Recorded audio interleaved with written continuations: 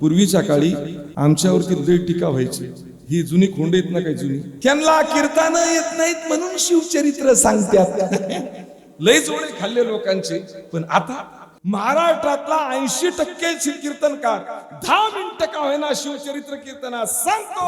ही क्रांती आहे, लक्षात ठेवा, ही क्रांती आहे. आणि आता शेवा आल्यापासून आम्हाला तो काय वॉन्टेड आलंय तुम्हाला सांगू.